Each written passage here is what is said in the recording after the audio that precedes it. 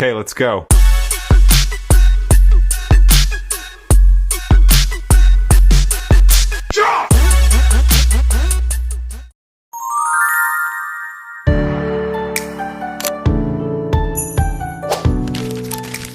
Sebelumnya, perkenalkan kami dari mahasiswa Universitas Proklamasi Fatihul Yogyakarta dari Prodi Psikologi.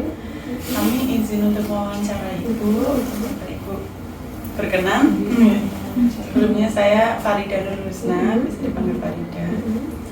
Dengan rekan saya Pratista. Saya Tita Ibu. Terus ada Mbak Rahma sama Mas. Saya Prasetyo ini. Oke. Ya. Gimana apa yang bisa saya? Sebelumnya kami ingin sedikit banyak sharing untuk psikologi klinis Ibu ya.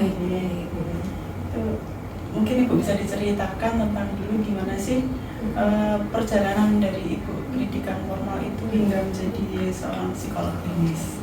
Ya, saya berawal dari tahun 2004 ya, itu lulus SMA, itu memang punya passion ingin membantu orang. Jadi tipikal orang yang extrovert tapi juga suka bantu. Dari waktu SMA itu memang suka diajak curhat sama teman-teman gitu, gitu awalnya gitu. Terus saya berpikiran bahwa kayaknya psikologi ini juga mengambil peranan yang luar biasa karena suka baca buku-buku juga tentang psikologi ya gitu, populer kayak Chicken Soup gitu tuh ya, banyak lah gitu itu yang saya suka baca gitu. Terus kebetulan juga banyak saudara-saudara saya juga yang ngambil jurusan ini gitu, memang lagi populer saat itu gitu kan. Saya ngambil S1-nya di UII gitu 2004 gitu, terus kemudian 2008 lulus. Sempat sebelum ngambil mapro ini di mercubuana saya magister profesinya itu sempat off karena menikah gitu ya. Jadi 2010 baru saya ambil mapro dan 2013 lulus profesi psikolog klinis, seperti itu sih. Kalau untuk psikolog klinisnya itu karena memang kita sudah mapro ya, jadi masuk langsung profesi. Dan alhamdulillah peluang pekerjaannya pada saat itu mulai dari tahun 2013 saya lulus itu cukup banyak gitu. Jadi lowongan pekerjaan psikolog puskesmas juga itu terbuka lebar. Saya masuk pertama kali jadi tenaga honorer di puskesmas Mantri Jeron. Jadi 2013 lulus, 2014 langsung kerja gitu. Alhamdulillah 2015 penerimaan CPNS awal saya di Pemprov Sumatera Barat di Rumah Sakit. Jadi dari 2015 itu saya sampai 2020 itu dinas di RSUD Pariaman ya, di Sumatera Barat. 2020 kemudian saya mengajukan mutasi karena suami dan keluarga saya tinggal di Jogja, jadi saya pindah ke Umpis. Ternyata kebetulan background saya di rumah sakit itu di sini formasi yang terbuka hanya di puskesmas, makanya saat ini kami bekerja di puskesmas. Itu sih. Baik, mungkin untuk selanjutnya apa saja sih Bu yang menjadi cakupan untuk pekerjaan seorang psikolog klinis? Di cakupan pekerjaan psikolog klinis misalnya berkaitan dengan kesehatan mental emosional gitu ya. Nah, karena saya kebetulan bekerjanya juga di dua setting ya, rumah sakit dan puskesmas. Jadi dua puskesmas dibantu, puskesmas saya dan Tampang Lipuro, terus kemudian sore praktek saya di rumah sakit UII gitu ya. Jadi kita bekerja itu memang kaitannya dengan kesehatan mental gitu ya, mulai dari anak sampai dewasa hingga lansia seperti itu. Jadi cakupannya itu adalah ya kesehatan mental orang gitu ya, dari usia anak-anak gitu sampai dia lansia. Karena kebetulan saat ini belum ada spesialisasi ya untuk anak, remaja, dewasa gitu. Jadi semua masih kita tangani seperti itu. Lagi yang mau ditanyakan. Kalau perannya untuk di kesehatan mental itu gimana Bu? Kita memberikan terapi ya, bukan edukasi dan juga terapi. Kalau lingkungan puskesmas sendiri dia promotif dan preventif. Jadi kadang kita memberikan layanan itu ke masyarakat itu untuk memberikan edukasi tentang kesehatan mental emosional manusia itu seperti apa. Jadi gejala deteksi dinnya seperti apa, seperti itu. Kemudian kesadaran mereka juga ketika sudah mulai, saya merasa tahun 2020 sampai sekarang itu setelah bekerja di setting puskesmas puskesmas ya animo masyarakatnya sudah meningkat gitu. Jadi masyarakat ini sudah paham dan tahu tentang kesehatan mental emosional masing-masing, sehingga mereka langsung secara sadar untuk berkonsultasi juga dengan psikolog klinis. Nah, psikolog klinis ini sekarang itu sudah wajib ada di setiap level puskesmas gitu. Jadi harus ada untuk profesi ini. Diharapkan dengan adanya psikolog klinis puskesmas dan juga di fasilitas kesehatan yang lebih tinggi, itu membantu pasien untuk memberikan penanganan terhadap permasalahan kesehatan mental, anxiety, depresi, gitu, gangguan bipolar, gitu ya. Dan kita membantu untuk sesi penunjang ya. Jadi kalau psikiater itu kan memang dengan pengobatan, sedangkan kalau untuk psikolog klinis itu bagaimana rehabilitasi emosional dan juga sosialnya, bagaimana latihan regulasi emosi. Jadi kalau untuk yang klinis ini settingannya memang khusus masalah mental emosional yang dari ringan sampai berat. Untuk level ringan itu masih bisa ditangani di puskesmas gitu ya, kayak cemas, terus depresi ringan masih bisa. Tapi kalau untuk yang kaitannya dengan gangguan mental emosional yang sudah berat, skizofrenia, gangguan mood afektif, bipolar dan sebagainya, itu biasanya memang kita langsung rujukan ke rumah sakit seperti itu.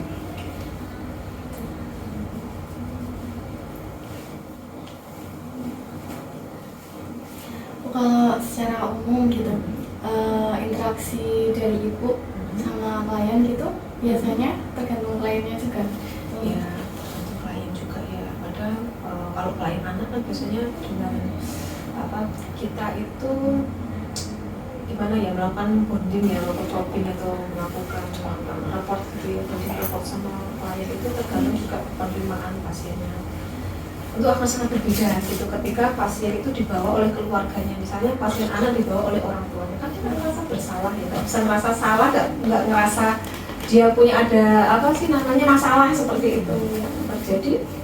Ya kita harus melakukan pendekatan ekstra karena dia otomatis keinginannya juga mungkin nggak mau gitu. Terus kemudian kalau pasien yang datang itu dengan keinginannya sendiri, dia sadar, dia merasa bahwa dia butuh bantuan, itu akan raportnya atau kita pembangunan raport sama klien itu lebih mudah gitu ya. Kalau pasien itu kesembuhannya bagaimana? Nah, kesembuhannya juga tergantung dari pasien. Jadi psikolog ini hanya memberikan masukan, kita memberikan ibaratnya semacam dukungan secara mental emosional, tapi kembali lagi setiap keputusan apakah pasiennya itu mau berkembang, mau maju, itu tergantung dari pasiennya itu sendiri gitu. Tapi rata-rata penerimaan pasien selama sesi konsultasi itu juga baik ya.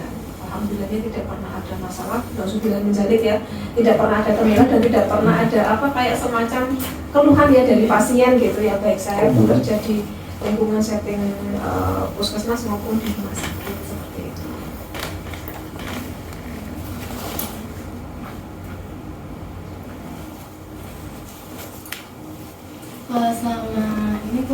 Selama ibu sama klien itu permasalahan atau interaksi yang paling kayak berkesan bagi ibu, bisa iniin klien gitu bu, bahasanya bu, bisa kayak nyembuhin gitu, yang paling berkesan itu kasus apa? Kasus apa ya yang paling agak susah itu kan memang gangguan mood ya.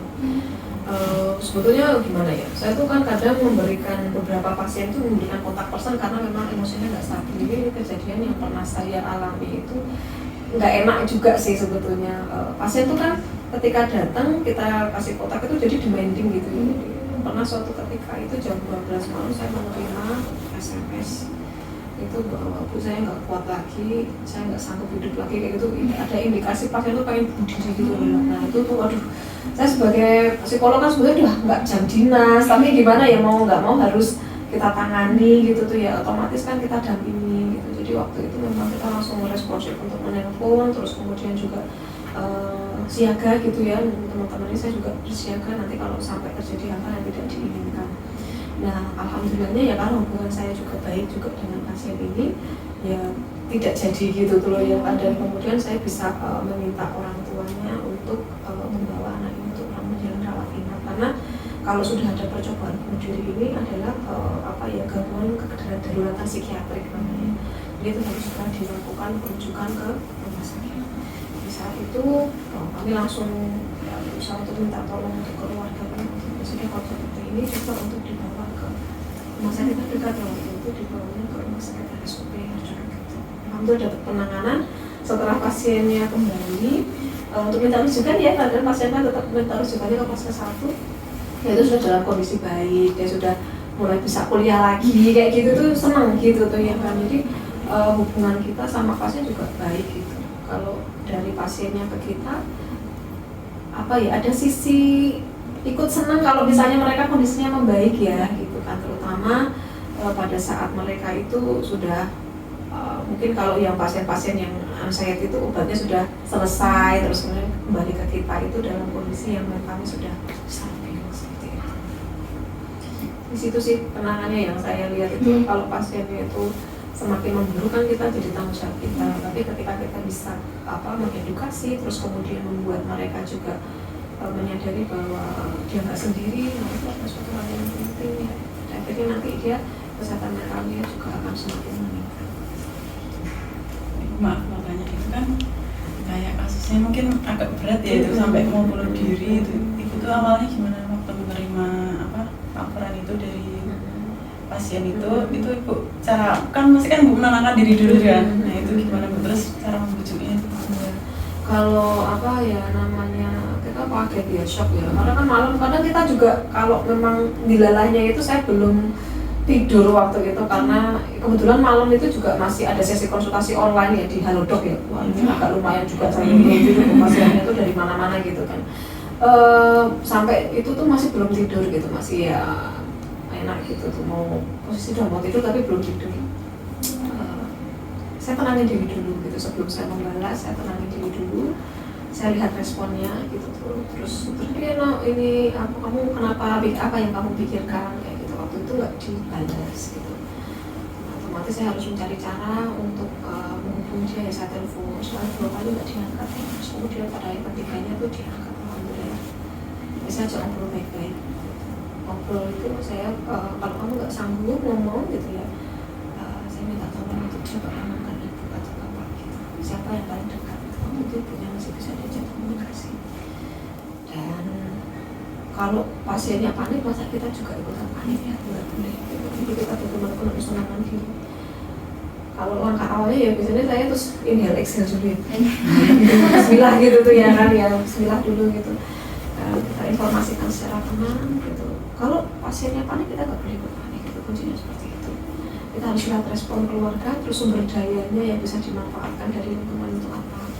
Kalau sumber dayanya itu dari keluarganya bagus, nanti kita manfaatkan itu gitu. Tapi kalau enggak, nanti kita bisa mengkomunikasikannya. Kalau di sini kan kebetulan ada yang jaga rawat inapnya, ada yang jaga kan, terus kemudian kita juga bisa menghubungi kader gitu kan, sampai Pak Dukuhnya itu kita punya kontaknya semua gitu ya kan. Jadi itu tidak sulit, cuma memang kalau jam-jam krusial seperti jam 12 malam, tengah malam itu belum tentu mereka bisa dihubungi. Nah, bersyukurnya saya adalah ya ada sumber daya terdekat kayak keluarga itu yang bisa. Intinya kita nggak boleh panik duluan dibandingkan dengan pasien. Jadi psikolog itu nggak boleh kagetan juga. Misalnya kadang-kadang menangani kasus-kasus yang rodok di luar nalar gitu ya kan, gitu pasiennya yang sekarang kasus LGBT meningkat itu gitu tuh ya, kamu itu nggak boleh gitu, nggak boleh. Jadi kita benar-benar harus menjudgmental. Pasien datang ke sini tuh dengan harapan dia didengarkan, apapun cerita pasien meskipun kadang nggak masuk akal tuh harus diterima gitu loh. Yang lebih lebih agak menarik lagi itu di Halodoc gitu, karena sesinya sebentar, kita nggak bisa ngekontak orang itu, dan kita nggak boleh memberikan kontak ya. Kayak gitu tuh juga seringkali jadi kepikiran gitu. Tapi apa yang harus kita lakukan ya? Kita bertanggung jawabnya, sesi itu sudah selesai ya kita tanggung jawabnya sudah selesai. Kalau di sesi layanan Halodoc ya. Tapi kalau di puskesmas itu nggak bisa gitu. Kita punya kewilayahan, dan kalau terjadi sesuatu sama pasien itu, otomatis itu tanggung jawab kita juga gitu tuh. Jadi upayanya lebih ekstra. Jadi dari beberapa platform kesehatan itu juga mempengaruhi bagaimana kita meresponnya gitu ya, maksimalnya di situ. Jadi untuk yang layanan online ya kayak Halodoc itu juga kesulitannya yaitu karena kita nggak bisa mengakses secara langsung gitu, dan ada sesinya sudah berakhir ya sudah gitu. Dan kalau di sana nggak boleh kita mengintervensi setelah sesi habis gitu kan, nah itu sudah peraturannya di situ. Apalagi kok masih kontak, ini masih minta nomor HP-nya, itu nggak boleh, itu memang tidak diperkenankan. Kalau di sini mungkin akan lebih apa yang bisa gitu untuk kita lakukan. Ini dulu, kalau di Puskesmas Pembangkit ini biasanya pasien itu kebanyakan dari masalah apa, Bu? Yang banyak ya. Ya.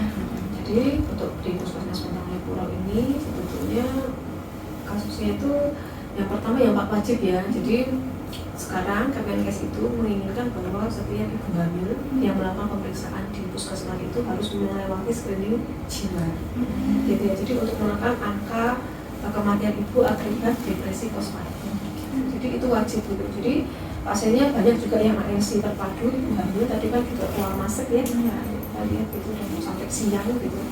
Itu wajib ibu hamil trimester 1 trimester 2 wajib. Konsultasi caten calon pengantin itu juga wajib kita screening kesehatan mental gitu ya kan. Karena memang ternyata memang itu sangat apa ya, sangat sukses juga untuk menjaring ya potensi-potensi nanti itu gangguan mental emosional gitu pada dewasa gitu. Karena kalau sudah menikah kan potensinya untuk stresnya kan juga tinggi. Itu yang wajibnya.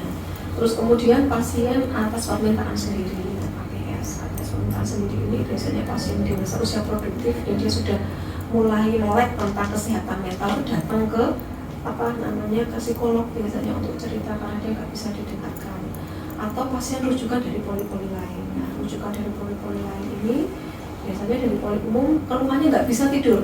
Nah, ini juga sering banget banyak kami nggak bisa tidur. Nah, ini nggak bisa tidur atau insomnia itu bukanlah sebuah penyakit yang berdiri sendiri, melainkan dia itu ada gejala. Biasanya kalau nggak anxiety ya depresi, seperti itulah ya gitu. Nah, dengan kalau sudah dari depan sudah ada potensi untuk kecenderungan gangguan mental emosional, bisa langsung dirujuk ke sini dari polipato, dari fisioterapi, semua poli-poli selain poli psikologi itu biasanya pernah merujuk ke kita juga. Kalau yang paling banyak potensinya itu memang pasien di usia produktif dengan anxiety ini yang menjadi paling banyak ya utama, dan yang keduanya adalah depresi. Ini kejar-kejaran gitu tuh ya kan. Mungkin di sesi bulan ini anxiety-nya agak tinggi gitu kan, naik dan sesuai dengan musiman juga ya, kadang ada musim-musim orang lagi ujian itu anxiety juga tinggi gitu. Terus pasien anak sekolah yang school refusal, jadi menolak sekolah itu juga ini akhir-akhir ini juga banyak sekali. School refusal ini kan katanya biasanya dengan anxiety, terus kemudian juga gangguan mental emosional yang lain, misalnya kayak retardasi mental, ini yang sering kami tangani nih adik-adik gitu ya. Jadi kami bekerja sama juga rujukan dari UKS gitu, mereka melakukan screening kesehatan mental emosional pada anak, ditemukan ada gangguan, dirujukan ke puskesmas. Jadi sekarang puskesmas itu ya lumayan sibuk, ternyata psikolognya itu dari mana-mana juga datang gitu ya. Dari rujukan dari luar dan juga dari yang internal gitu.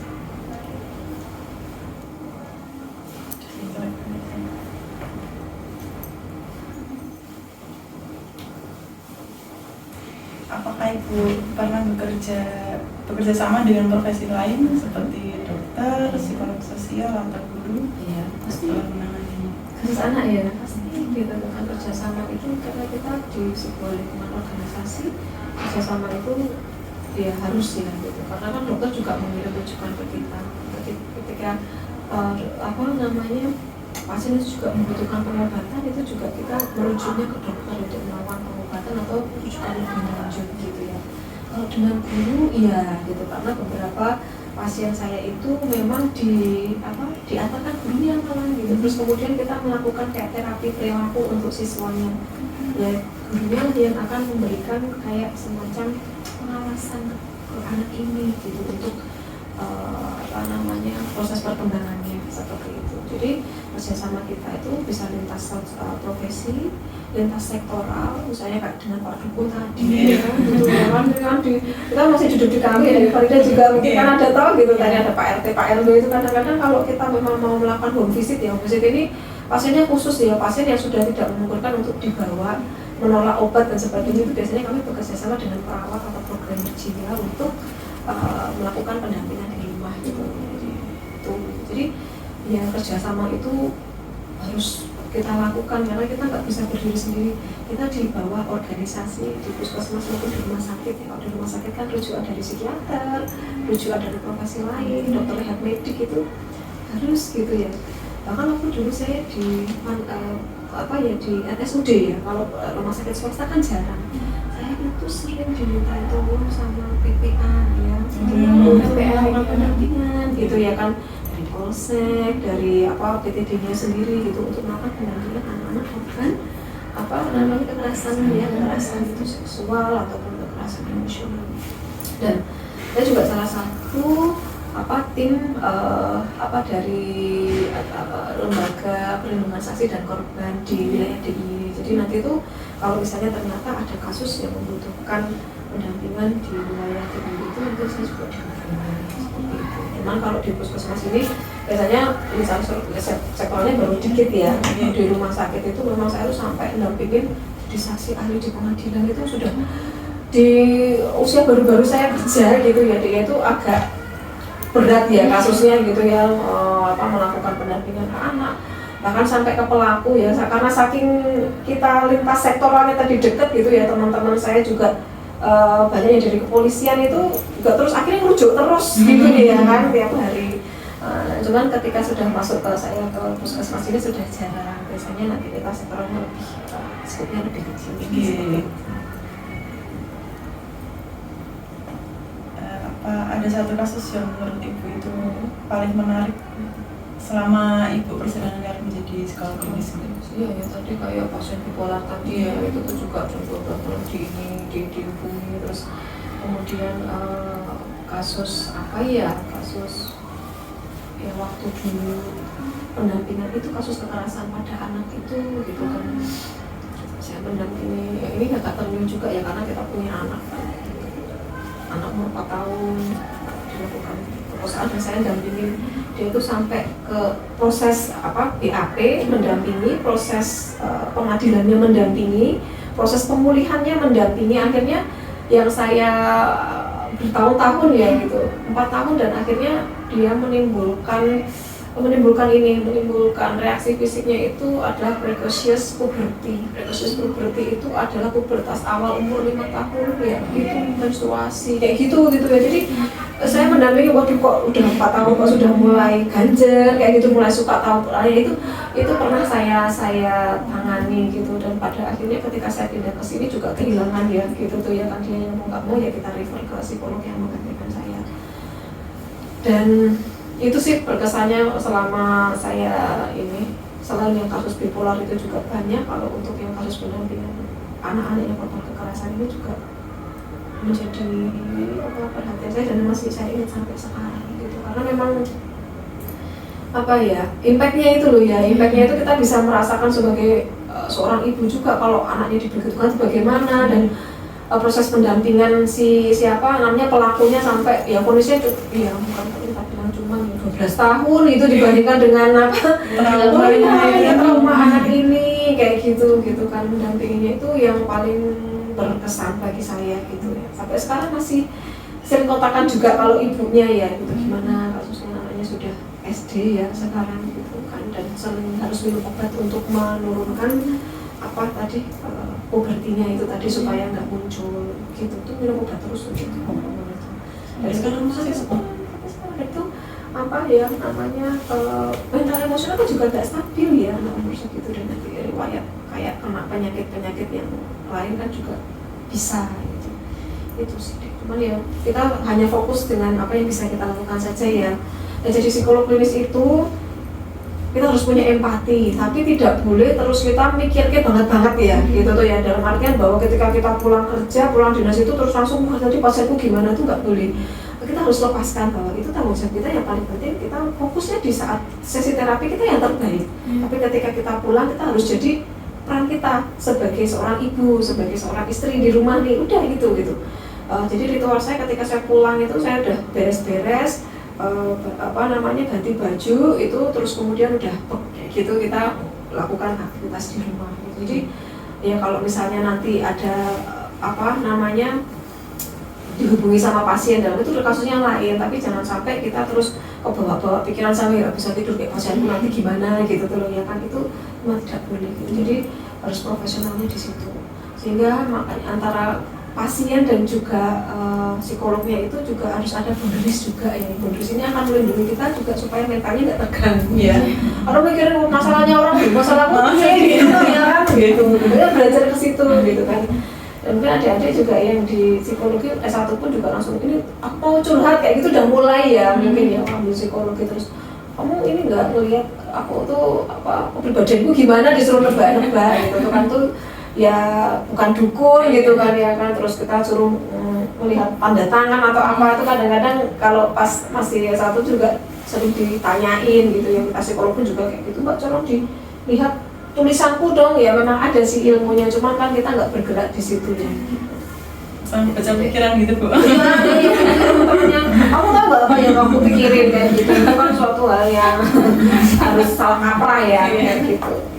Bu maaf kalau yang lansia itu biasanya kenapa? Kasusnya ya, kasus lansia ini cukup unik ya. Kenapa? Banyak kan kalau kasus lansia ini kaitannya sama depresi pada lansia ini banyak. Kenapa? Karena sudah mulai kan sakar kosong. Sakar kosong itu adalah salah satu peristiwa ketika anak-anaknya sudah mulai meninggalkan rumah gitu ya, hidupnya sendiri, anaknya tidak perhatian, ditelepon rati angkat, sudah sibuk gitu di luar kota, pasangannya sudah meninggal misalnya bapak atau ibu salah satunya meninggal, terus kemudian juga kaitannya dengan penyakit kronis ya.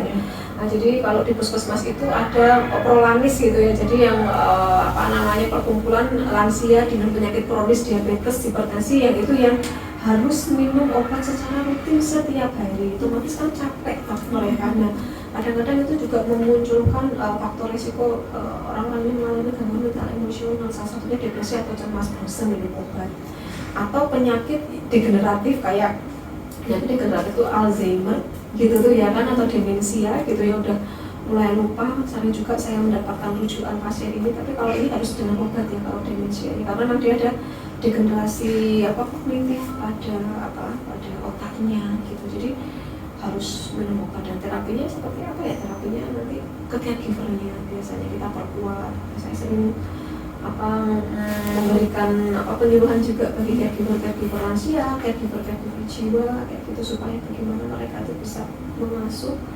orang tuanya itu di rumah secara baik gitu ya. Bagaimana meningkatkan daya ingatnya juga gitu. Nah, lansia ini mereka kadang-kadang juga depresinya karena dulu saya orang yang hebat gitu ya, orang gitu ya, dulu punya jabatan, pangkatnya tinggi, saya dihargai orang kalau misalnya saya datang itu udah menghormati sekali. Sekarang saya udah pensiun, orang-orang tuh menyepelekan kayak gitu. Nah, itu juga sering saya temui. Jadi antara itu beberapa pasien-pasien yang lansia, dan untuk menterapi mereka sendiri juga perlu effort ya, karena kan mereka mungkin kurang bisa menerima masukan orang yang lebih muda gitu. Bahkan kita cenderung diceramain, saya dulu begini, jadi mau nggak mau didengerin kayak gitu.